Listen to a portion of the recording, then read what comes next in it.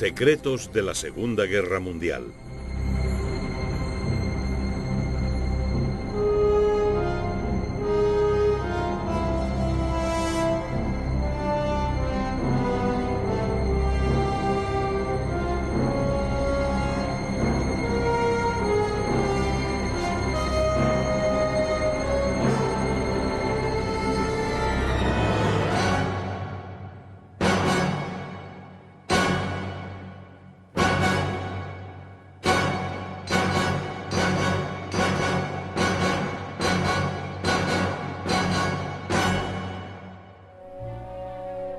Rommel, el zorro del desierto.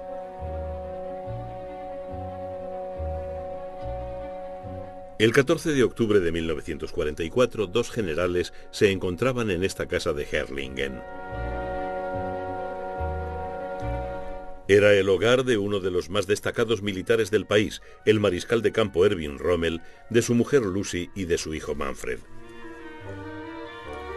El mariscal, que se recobraba de unas heridas sufridas en Normandía, recibió a sus invitados, pero no era una visita de cumplido.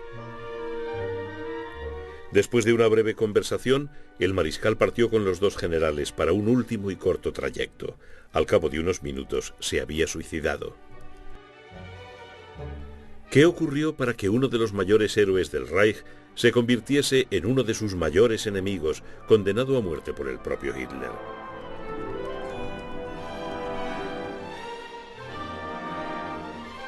Rommel había sido un leal servidor de Hitler, pero los crímenes del régimen nazi nunca empañaron su reputación. Se le dio descanso como a un héroe, pero su Führer había ordenado su muerte. Aún vivo, se habían iniciado los preparativos para su funeral. Las coronas estaban ya encargadas y los homenajes escritos. Todo era una farsa, un asunto de relaciones públicas.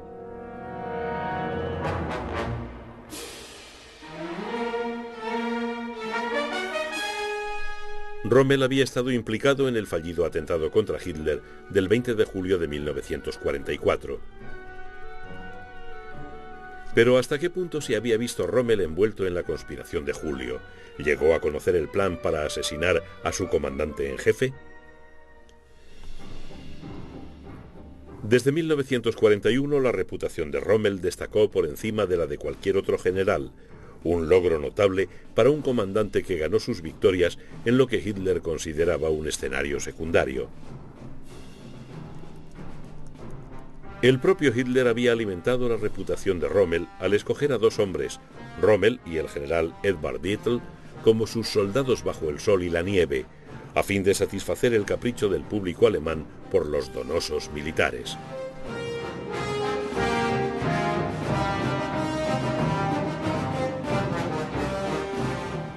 Rommel es aún una leyenda, tan fascinante ahora como en los campos de batalla.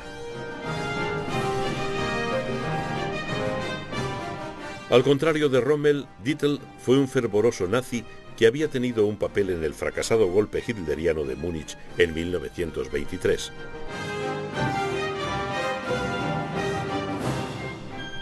Dietl continuó siendo un soldado bajo la nieve al morir en un accidente aéreo en Laponia en 1944. Pero Rommel es quien sigue fascinando nuestra imaginación.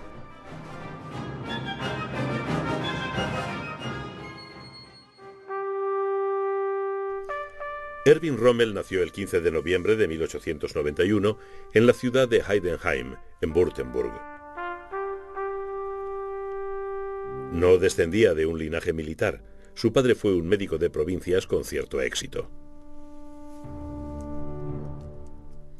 Su casa refleja el modesto origen burgués de Erwin Rommel y de sus hermanos y hermanas. En el colegio, Rommel era un chico enfermizo y soñador. Pero en la adolescencia se endureció y desarrolló un agudo talento para las matemáticas. Su padre le animó a entrar en el ejército. En el verano de 1910 se convirtió en oficial cadete en la escuela militar de Danzig, a orillas del Báltico. Tras la escuela de cadetes, Rommel ingresó en el 124 Regimiento de Infantería de Württemberg. En esta fase de su vida, Rommel conoció a Lucy Mollin, con quien se casaría en 1916. Rommel maduró en un mundo militar hecho de lealtades simples e incuestionables, el deber para con el Kaiser y la patria. No obstante, ya en este temprano periodo de su carrera, algo distinguía a Rommel de sus contemporáneos. Abstemio y no fumador, se entregaba por completo a su profesión.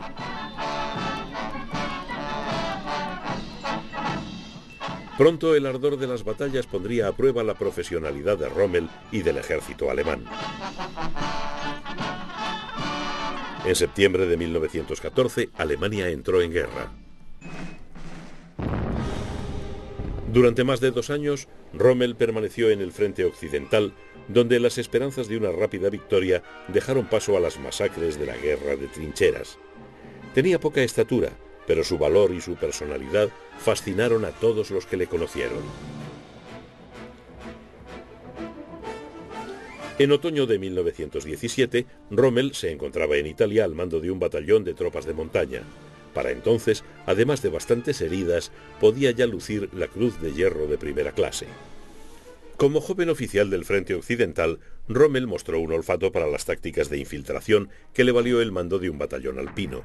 Estas unidades se diseñaron para efectuar misiones especiales en pequeños grupos de combate, cuyos mandos gozaban de una libertad de acción mucho mayor que la que normalmente les hubiera correspondido por su rango.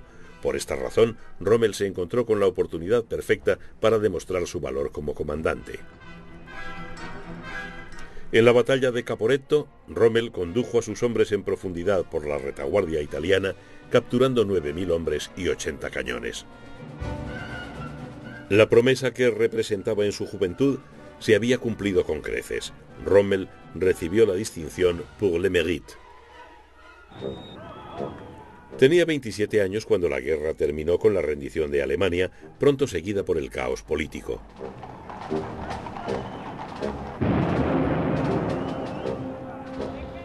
A la humillación de la derrota hubo que añadir la ocupación de la orilla occidental del Rin por las tropas aliadas. Se impusieron a Alemania abrumadoras compensaciones de guerra y se redujo su ejército a 100.000 hombres, sembrando así la semilla de un futuro conflicto.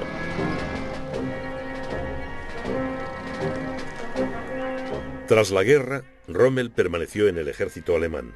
La vida civil era algo impensable para él. Fue nombrado comandante de una compañía de fusileros, destino en el que permanecería durante los siguientes 9 años.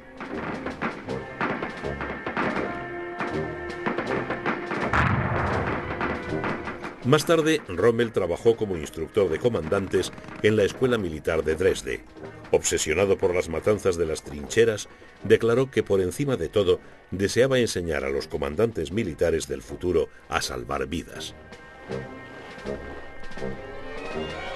En octubre de 1933, Rommel fue nombrado comandante de un Jägerbataillón en las montañas de Harz.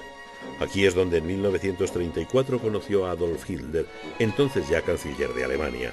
Rommel se negó a organizar el planeado desfile de sus tropas hasta que la guardia SS de Hitler, la Leibstandarte, fuera apartada.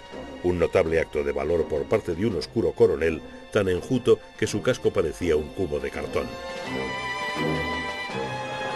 Hitler llegó al poder como canciller en diciembre de 1933, bendecido por el presidente Hindenburg, el envejecido símbolo del militarismo prusiano.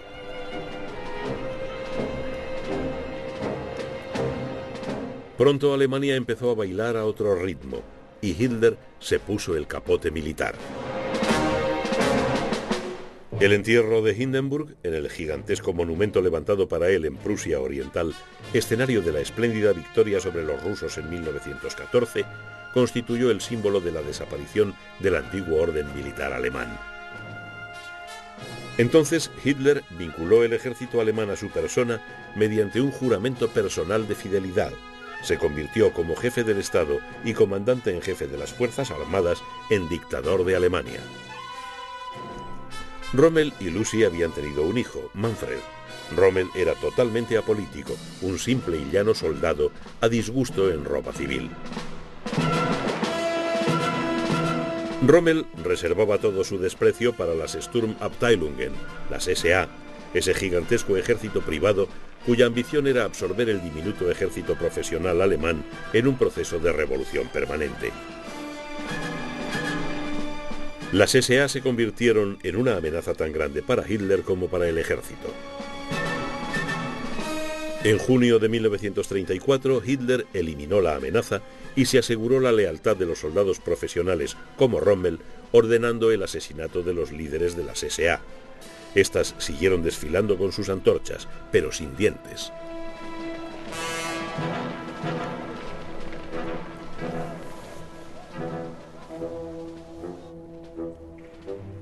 El rearme no solo tranquilizó al cuerpo de oficiales alemanes, sino que también proporcionó una base para un rápido crecimiento de las fuerzas armadas. Una hábil propaganda supo ocultar sus debilidades internas y jugar con los miedos de los políticos británicos y franceses que temían una nueva carnicería aún mayor que la de la Primera Guerra Mundial. Cuando Hitler reocupó la Renania desmilitarizada en 1936, en contra de la opinión de sus principales generales, ingleses y franceses se cruzaron de brazos. Esta victoria incruenta impresionó a Rommel como impresionó a millones de alemanes patriotas. Para entonces, Rommel estaba progresando. En 1937 publicó un manual de táctica que fue un éxito de ventas: La infantería ataca. Ese mismo año, el instructor del cuerpo de oficiales se hizo estudiante. Rommel asistió al primero de una serie de cursillos de doctrina nazi para oficiales del ejército. Estaba ya convencido de que el cuerpo de oficiales tenía que politizarse y estar preparado para luchar por los objetivos del Führer. Y el propio Rommel jugaba ahora un papel, aunque modesto, en esos objetivos. En otoño de 1938, Alemania ocupó los Sudetes, una zona fronteriza de habla mayoritariamente alemana al oeste de Checoslovaquia. La escolta de un Hitler triunfante llegando a los Sudetes era un batallón mandado por Rommel. Menos éxito tuvo su vinculación con el movimiento de las juventudes hitlerianas, con cuyo anodino líder Baldur von Schirach llegó a enfrentarse. Muy pronto, el deber del soldado alemán de luchar por el programa de Hitler iba a trasladarse de los desfiles a los campos de batalla.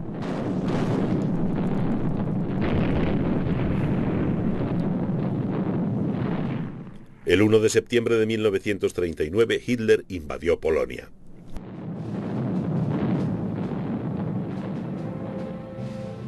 Rommel, ya ascendido a general de división, estaba al mando del cuartel general del Führer en Polonia.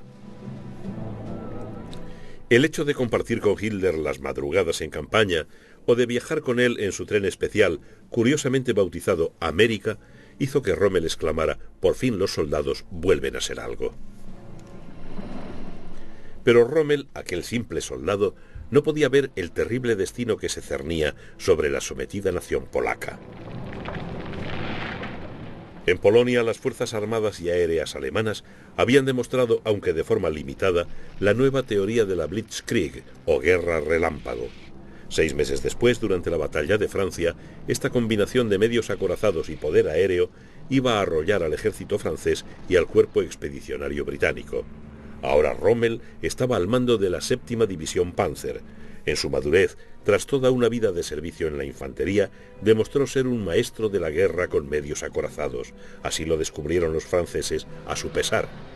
Después de cruzar el Mosa, la división de Rommel se encontró en el corazón del impulso alemán por el noreste de Francia, logrando en su avance medias de 75 kilómetros diarios. La 7ª Panzer avanzaba tan deprisa que se ganó el apelativo de la División Fantasma.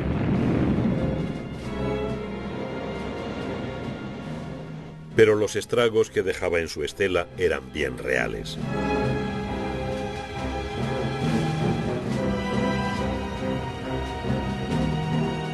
Rommel exultaba de entusiasmo militar. Escribía a Lucy: «Llevo sin parar días enteros, siempre en movimiento, en tanque, en vehículo blindado o en el camión del Estado Mayor. No tengo tiempo ni para dormir. Hay que ser tan rápido en una división mecanizada. Hasta ahora lo estoy consiguiendo».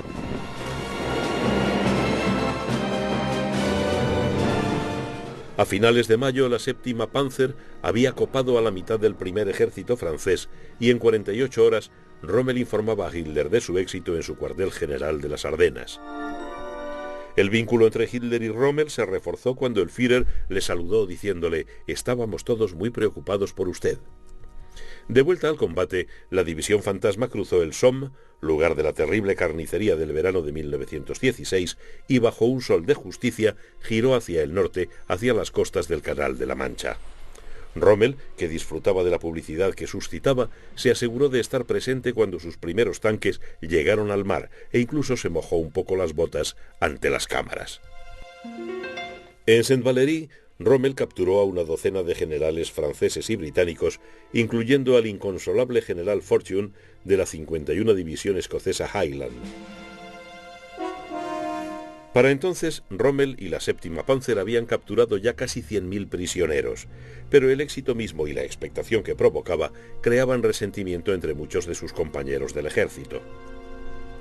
En febrero de 1941, mientras el resto del ejército alemán se preparaba para la invasión de la Unión Soviética, Hitler eligió a Rommel para mandar una fuerza expedicionaria motorizada, el Afrika Korps, en ayuda de los aliados italianos en el norte de África. Los británicos habían llevado a los italianos de Libia a una difícil situación. En diciembre de 1940, la fuerza occidental británica, comandada por el mariscal de campo Wavell, había lanzado una ofensiva desde Egipto, expulsando a los italianos de Libia Oriental. Rommel y los primeros elementos del Afrika Korps llegaron al puerto de Trípoli, en Libia Occidental, en febrero de 1941. Impertérrito ante la desbandada italiana, Rommel ignoró sus órdenes y pasó inmediatamente a la ofensiva. Sorprendió a los británicos alejados de sus bases, desperdigados y con muchos de sus tanques averiados, por lo que los barrió sin contemplaciones hasta la frontera egipcia.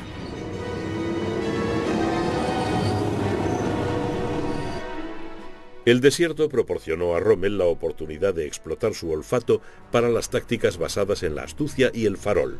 Ocultó la escasez de sus blindados bajo nubes de polvo provocadas por convoyes de camiones, de modo que los británicos pensaran que disponía de fuerzas mucho mayores. A Rommel siempre le gustó la victoria, pero no tanto como cuando lograba engañar a su adversario, provocando una retirada o una rendición prematuras o innecesarias.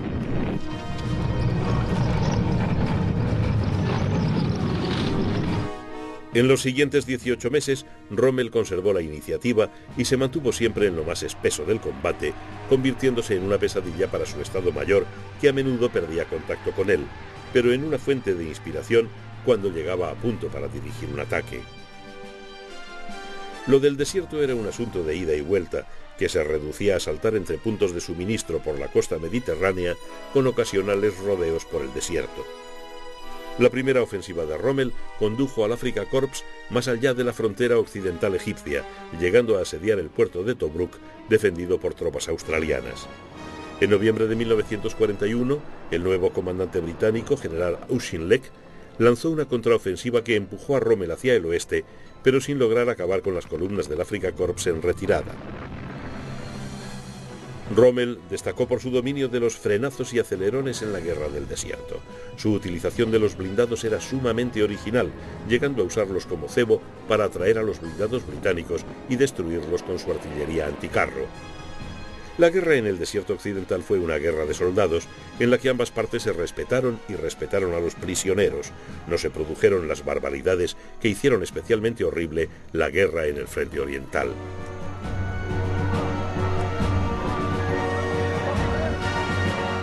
Sin su uniforme, el zorro del desierto era un tipo totalmente vulgar, un hombrecillo algo calvo, con una cabeza demasiado grande para su cuerpo.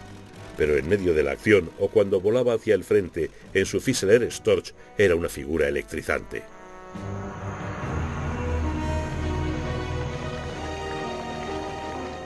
Incluso provocó que Auchinleck tuviera que escribir: «Rommel no me da envidia».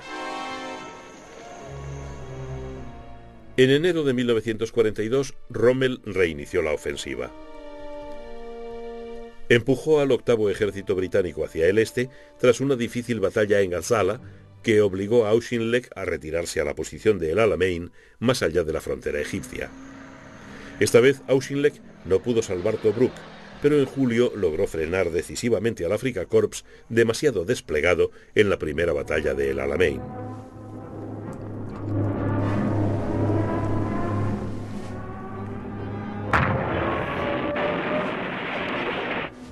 Eso salvó al octavo ejército, pero no a su comandante. El primer ministro británico Winston Churchill decidió cesar a Auchinleck, comparando luego el asunto con tumbar a un noble venado. Auchinleck fue reemplazado por el general Bernard Montgomery, que llegó a África del Norte cuando el peso de los efectivos empezaba a favorecer al octavo ejército. Los cazabombarderos británicos causaban estragos en los convoyes de suministros del Afrika Korps en el Mediterráneo.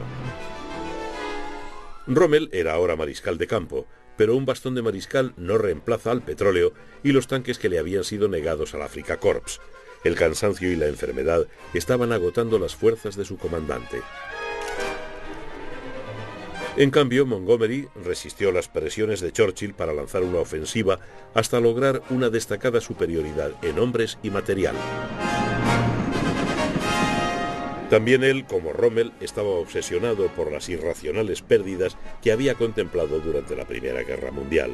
Igual que Rommel, era un custodio de las vidas de sus hombres, pero su sistema se basaba más en la prudencia que en la audaz heterodoxia. Monty tenía un retrato de su carismático adversario en su cuartel general móvil para conocer mejor a su enemigo, pero Rommel no le devolvió el cumplido.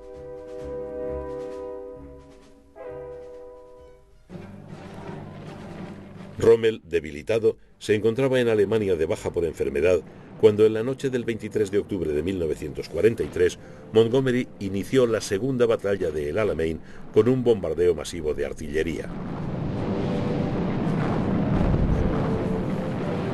Rommel volvió apresuradamente al norte de África, pero no pudo taponar la brecha conseguida tras una semana de trabajoso avance de la infantería protegida por los tanques del octavo ejército.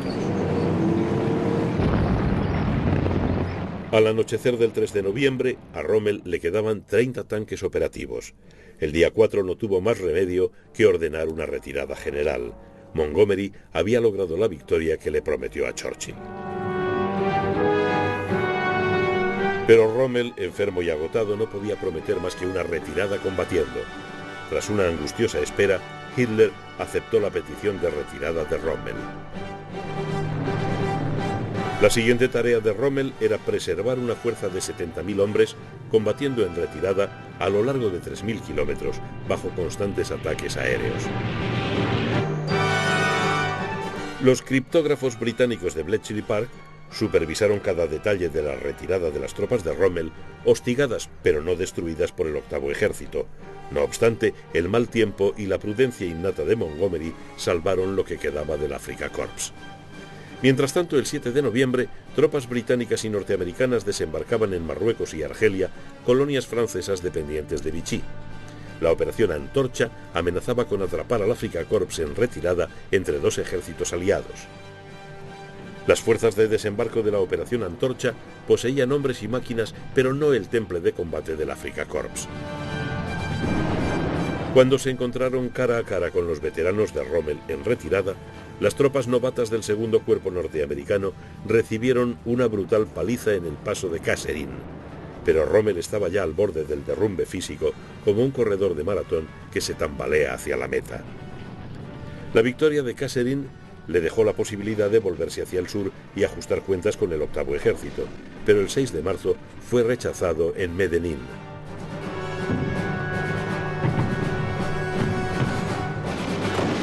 Montgomery escribió: «Rommel me atacó al amanecer», algo insensato por su parte.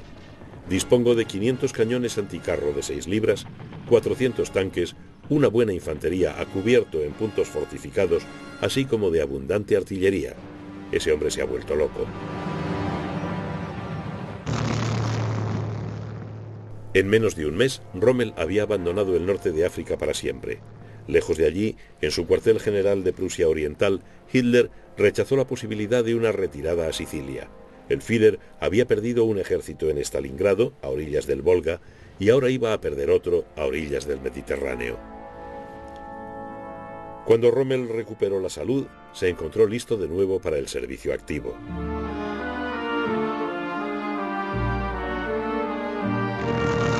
En agosto de 1943 fue nombrado comandante de las tropas alemanas del norte de Italia.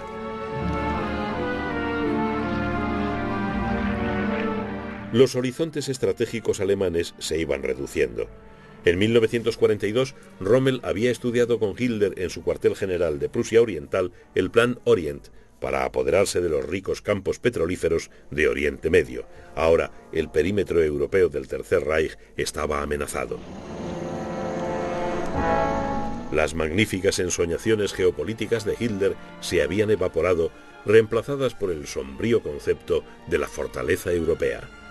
Rommel ya no sería el arquitecto de aplastantes victorias, sino de parapetos de cemento. A finales de 1943, Rommel fue nombrado comandante del Grupo de Ejércitos B en el norte de Francia a las órdenes del comandante en jefe del oeste, mariscal de campo Gerd von Rundstedt. La primera tarea en la agenda de Rommel era reforzar el llamado Muro del Atlántico, el perímetro defensivo occidental del Tercer Reich. Según la propaganda, se extendía desde el Cabo Norte hasta la frontera española a lo largo de 2.600 kilómetros, pero en realidad solo los sectores más delicados estaban fortificados. A pocas semanas de su llegada, Rommel había incrementado la siembra de minas de 40.000 mensuales a más de 1 millón. Se colocó 500.000 de obstáculos en las playas y se fortificaron los aeródromos dentro del muro. Pero Rommel sabía que el muro no podía defenderse por sí solo de la invasión aliada del noroeste de Europa.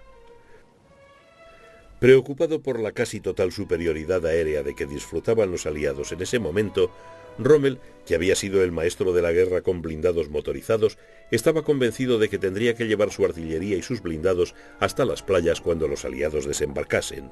Solo así podrían ser derrotados.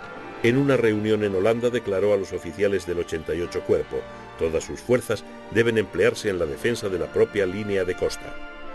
En esta cuestión se encontraba radicalmente enfrentado con von Rundstedt, que prefería mantener atrás una poderosa reserva de blindados para poder atacar rápidamente una vez quedara claro en dónde darían los aliados su mayor golpe. Rommel argumentaba que los ataques aéreos aliados aplastarían cualquier intento de trasladar grandes formaciones de blindados durante el día. Trasladarlos y atacar de noche crearía confusión, pero este acalorado debate táctico no tenía solución satisfactoria. Tampoco se ponían de acuerdo en el lugar elegido por los aliados para el desembarco. Von Rundstedt creía que los aliados cruzarían por el camino más corto, es decir, por el paso de Calais, pero Rommel se iba inquietando progresivamente ante la posibilidad de desembarcos en la costa occidental de Normandía entre Caen y Cherburgo. Al final, él tuvo razón. Los aliados habían decidido ya en el verano de 1943 efectuar el desembarco en Normandía, pero desarrollaron una brillante estratagema para convencer al alto mando alemán de que pensaban desembarcar más al este, cerca de Calais. Fuerzas aéreas de contrachapado aparecieron alrededor del puerto de Dover. Se construyeron muelles de madera destinados a albergar embarcaciones de desembarco creadas con el único propósito de ser vistas por los pocos aparatos de reconocimiento de la Luftwaffe admitidos en el espacio aéreo inglés. Radiocomunicaciones fantasma, emitidas por un puñado de transmisores móviles, crearon un primer grupo de ejércitos norteamericano en el sudeste de Inglaterra, listo para asaltar el muro del Atlántico en el paso de Calais, el punto de invasión preferido por el alto mando alemán. Su muy vistoso comandante, el general Patton, era real desde luego, pero su destino semanas después del día D era Normandía. Los alemanes se tragaron el anzuelo. Mientras tanto, del otro lado de la colina se desarrollaba otra operación de alto secreto, la conspiración para asesinar a Adolf Hitler. Ya se habían visto durante la guerra varios intentos de matar a Hitler, no todos auténticos. En noviembre de 1939 explotó una bomba 20 minutos después de que abandonara su reunión anual con los viejos camaradas nazis de Múnich, pero lo hizo la Gestapo con el objetivo de aumentar la popularidad del Führer. El fiasco de la cervecería y el propagandístico funeral de las víctimas no detuvieron a los auténticos conspiradores civiles o militares. Dos de estos eran los oficiales de Estado Mayor, el general de división barón Henning von Treschow y el capitán Fabian von Slabrendorf. En 1943 casi logran matar a Hitler durante una de las visitas del Führer al frente ruso. Colocaron una botella de coñac llena de plástico explosivo británico en el avión en el que el Führer tenía que volver a su cuartel general de Rastenburg. Pero el tapón detonador de la bomba era defectuoso, no explotó y el bravo Treskov tuvo que recuperar la botella falsa en Rastenburg. La fortuna parecía proteger la vida de Hitler.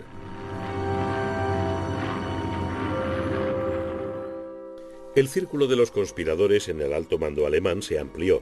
En la primavera de 1944 se unió a ellos el general Karl Heinrich von Stubnagel, gobernador militar de la Francia ocupada. En Berlín, el principal conjurado era el general Ludwig Beck, antiguo jefe de Estado Mayor del Ejército en los años 30. Los conspiradores militares y civiles contra Hitler integraban una serie de grupos con diferentes objetivos, pero todos comprendían que la guerra estaba perdida. Estaban convencidos de que solo podían evitar la destrucción de Alemania y su sometimiento a la Unión Soviética rindiéndose rápidamente a británicos y norteamericanos, pero para ello había que matar a Hitler.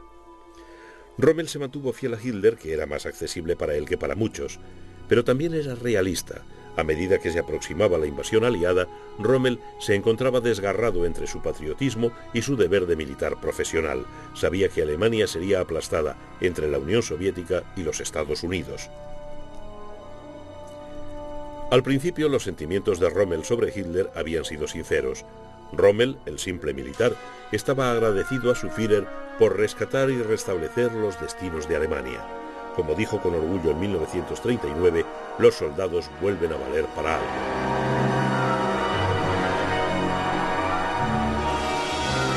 Pero la maldad creciente que había acompañado a esta revitalización, que de hecho la había alimentado, era algo que Rommel no podía comprender. Sin embargo, la lealtad de Rommel por el régimen nazi estaba siendo seriamente puesta a prueba. Finalmente llegó a la conclusión de que si los aliados lograban un punto de apoyo en Francia, la única opción de Alemania sería la paz con británicos y norteamericanos. Así podrían volverse los tres hacia el este contra los rusos. Esto hubiera podido ser militarmente realizable, pero políticamente era una fantasía. El razonamiento de Rommel, como su personalidad, carecía de agudeza y esto le arrastraría a un peligro mortal.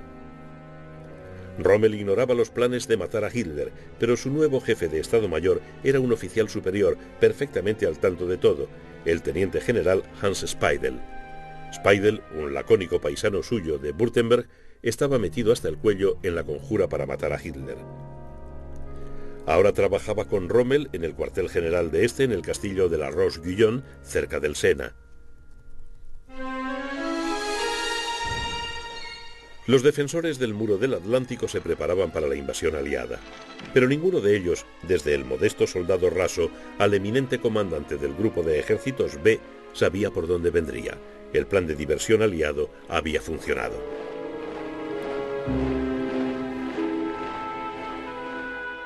Pero Rommel tenía que ocuparse de un asunto familiar. El 6 de junio, su esposa Lucy cumplía 50 años. El 4 de junio, Rommel partió de la Roche-Guyon hacia Herrlingen, y Speidel se quedó al mando del cuartel general. Al otro lado del canal había empezado la cuenta atrás del día D. En la madrugada del 6 de junio, paracaidistas norteamericanos aterrizaban en Normandía, en el flanco occidental de la cabeza de puente aliada. Mar adentro de la costa normanda surgía la flota de invasión aliada. El amanecer trajo bombardeos desde el aire y desde los buques de guerra situados frente a la costa.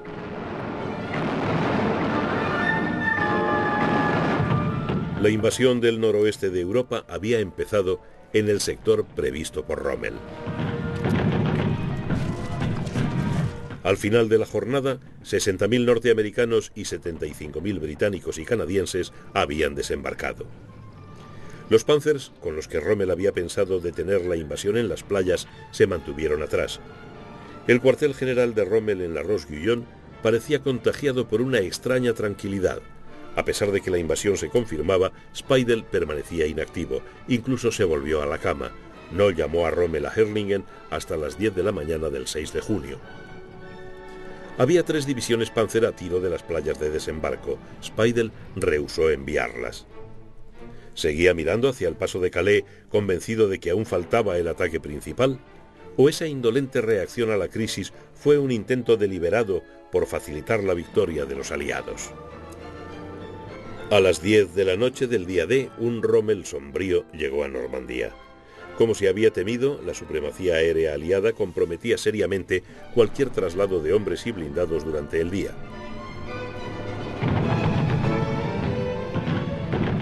Desplegando su antigua energía, Rommel se lanzó a la batalla que se desarrollaba en los senderos embarrados y por entre los setos del bocage normando.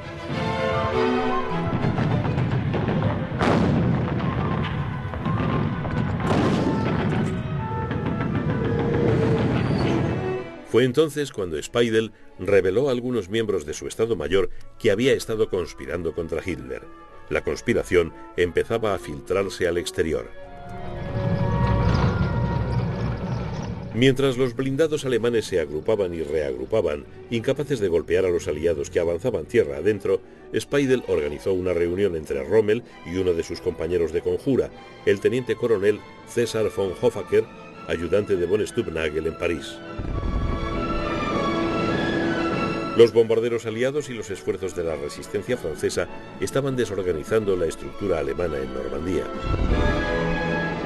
El 11 de junio, Speidel llamó al jefe de Estado Mayor de von Rundstedt, el general Blumentritt, para hablarle de su oposición a Hitler, sin mencionar los planes para asesinarle. Mientras Speidel hablaba con Blumentritt, Rommel conversaba con von Rundstedt.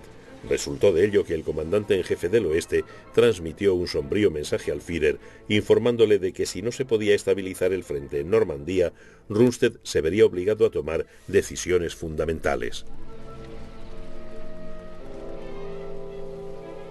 Mientras Speidel y Rommel volvían a la Roche-Guyon, Speidel intentaba atraer a su jefe a la conspiración, jugando con la confusa conciencia del mariscal a propósito de los rumores de campos de exterminio instalados en el este de Polonia. Ese mismo día, más tarde, Rommel transmitió un mensaje de alarma al oficial naval de enlace del grupo de ejércitos B, el almirante Ruge. Paseando por la Roche-Guyon después de cenar, Rommel sugirió a Ruge que el ejército alemán del oeste debería rendirse. Insinuó que los líderes nazis tenían sangre en las manos y añadió: «Yo siempre he combatido limpiamente». Rommel escribió entonces a su mujer, Lucy: «Ha llegado la hora de la política». Mientras, Rommel y von Rundstedt, de acuerdo con el artificio del Plan Fortaleza, al que los dóciles oficiales de inteligencia de Speidel concedían total credibilidad, vigilaban por el noreste la llegada del primer grupo de ejércitos norteamericano de Patton.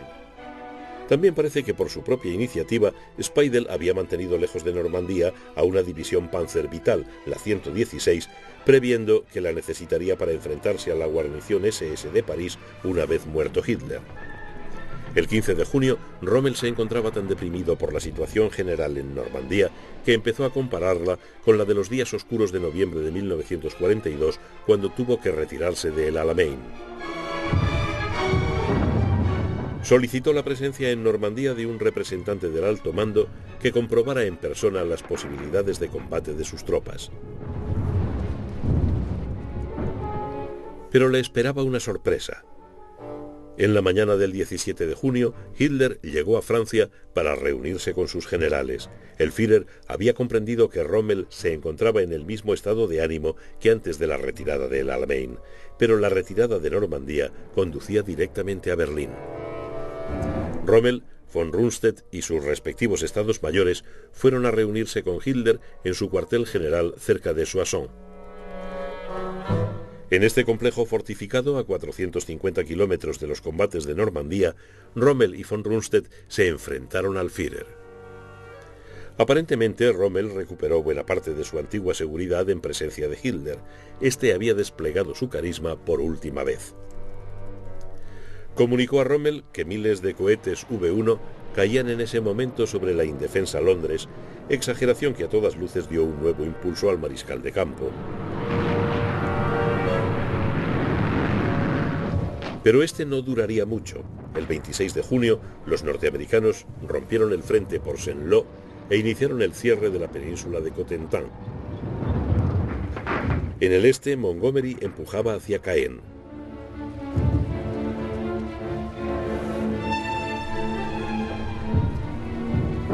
El fantasma del grupo de ejércitos de Patton seguía rondando el Estado Mayor de Speidel.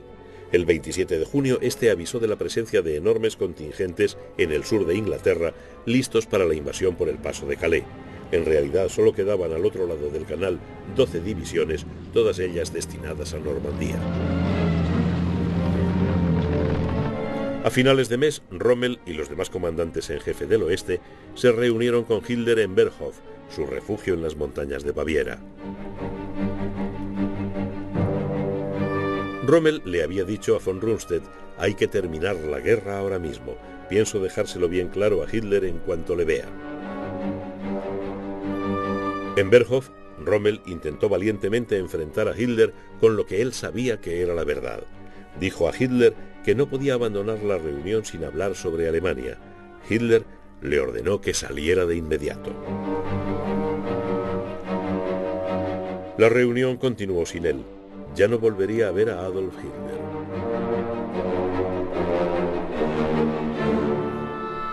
De vuelta en Normandía, Rommel recibió otra visita, la del mariscal de campo Kluge, veterano del Frente Oriental, que llegaba para reemplazar a von Rundstedt como comandante en jefe del oeste.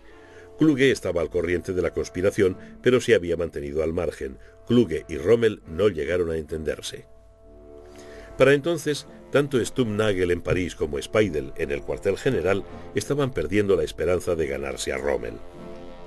De nuevo se envió al convincente Hoffaker a la Roche-Guyon para intentar integrar a Rommel en el círculo de conspiradores. Esta misión selló el destino del mariscal. Hoffaker volvió a París pensando que había logrado convencer a Rommel. No obstante, Rommel siguió ignorando el plan para asesinar a Hitler, una acción que él jamás hubiera apoyado. Pero en París, Hoffaker contó a sus cómplices que Rommel se había puesto por completo a su disposición, nada más lejos de la verdad. Hoffaker viajó entonces a Berlín, en donde se reunió con su primo Klaus von Stauffenberg, un veterano herido en el Frente Oriental que había sido designado para asesinar a Hitler. El 16 de julio, Stauffenberg informó a los conjurados que los mariscales de campo del oeste estaban con ellos. Obsesionado por la visión de la derrota en Normandía, Rommel se sentía desgarrado entre su inalterable lealtad a Hitler y su deber como militar profesional. El 16 de julio, Rommel envió un ultimátum a Hitler mediante un informe a Kluge. Nuestras tropas combaten heroicamente en todas partes, pero la desigualdad de la lucha está precipitando el final. En mi opinión, deben deducirse las consecuencias políticas de la situación. Como comandante en jefe del grupo de ejércitos, me veo en la obligación de hablar claro. Pero el tiempo corría deprisa para Rommel. Los cazas aliados ametrallaban sistemáticamente las carreteras por las que recorría 400 kilómetros diarios en su potente vehículo de Estado Mayor. En tierra, el SAS, Special Air Service británico, vigilaba la Roche-Guyon en espera de un comando de choque cuya misión era asesinarle.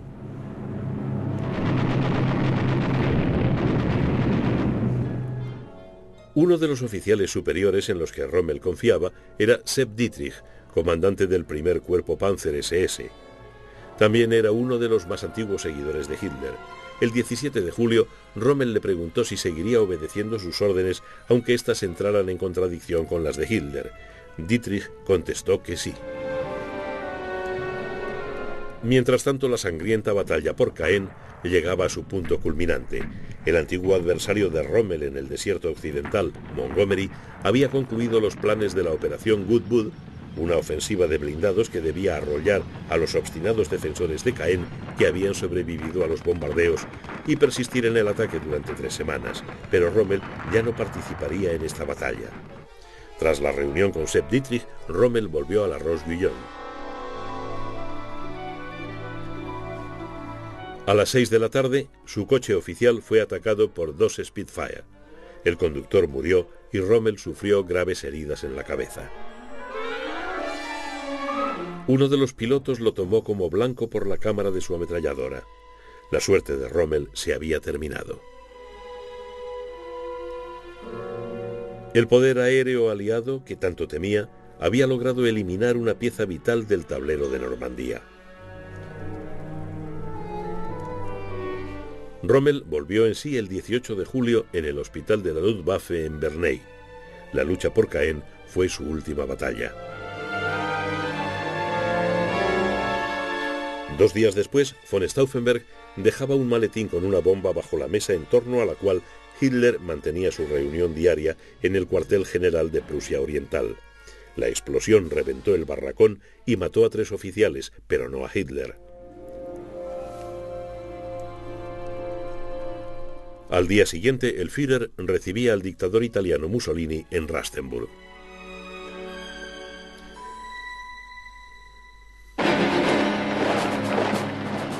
La conjura contra Hitler había fracasado. En Berlín, las tropas leales a Hitler se movieron velozmente contra los conspiradores. Muchos de los cabecillas, incluido von Stauffenberg, fueron ejecutados sumariamente. Otros se enfrentaron a la tortura y a un juicio en Berlín ante el Tribunal del Pueblo, presidido por el nazi fanático Roland Freisler. El personal reino del terror de Roland Freisler llegó a su fin cuando éste cayó bajo las bombas de una incursión poco antes de abrir la causa contra Fabian von Slavrendorf. El valiente von Slavrendorf sobrevivió a la guerra. En Francia, von Kluge, que se había mantenido apartado de la conspiración, se suicidó al recibir la orden de su relevo y regreso a Berlín. Rommel, recobrándose de sus heridas en Herrlingen, fue considerado sospechoso. 2 días después de la explosión de Rastenburg, le había comentado a Speidel que el incidente tendría consecuencias inimaginables. El miedo se apoderó de los conspiradores. Convocado a Berlín, von Stubnagel cometió un chapucero intento de suicidio. En su consiguiente delirio se le oyó murmurar el nombre de Rommel. Hofacker, a quien se apremió para que huyera, se quedó y en un intento por salvar el pellejo denunció a Rommel. Hofacker fue ahorcado en diciembre.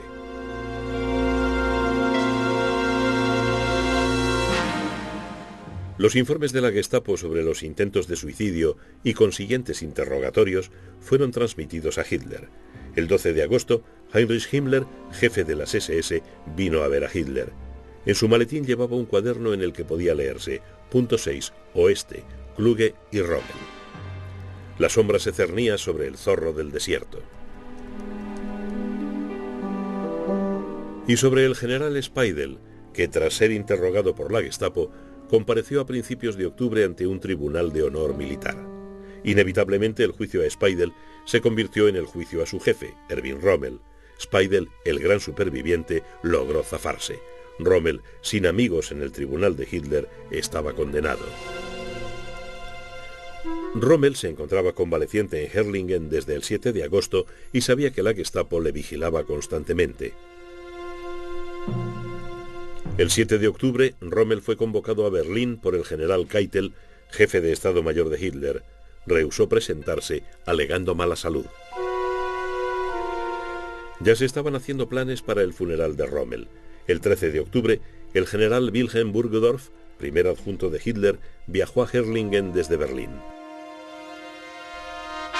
Burgdorf iba acompañado por el general de división Ernst Meisel, jefe de la oficina legal del Departamento de Personal del Ejército Alemán. Burgdorf y Meisel llegaron a casa de Rommel el 14 de octubre a mediodía. El mariscal de campo los recibió con su uniforme del Afrika Korps. Antes de marchar con los 2 generales, Rommel informó a Lucy y a Manfred de su destino.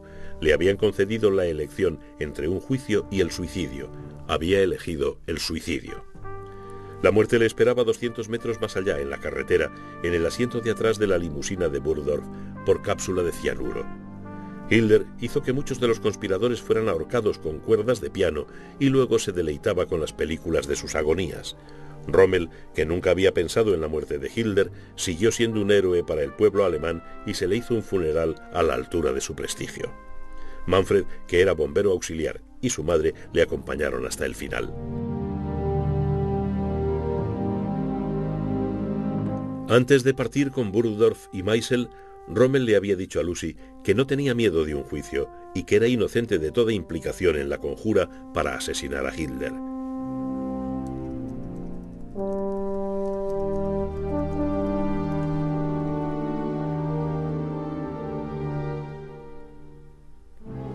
Pero Rommel se había preparado para apoyar la eliminación de Hitler como paso previo para negociar la rendición con británicos y norteamericanos.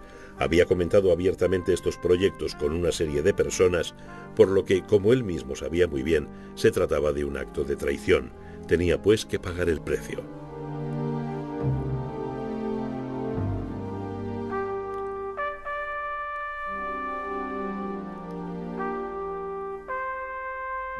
Rommel nunca temió a la muerte.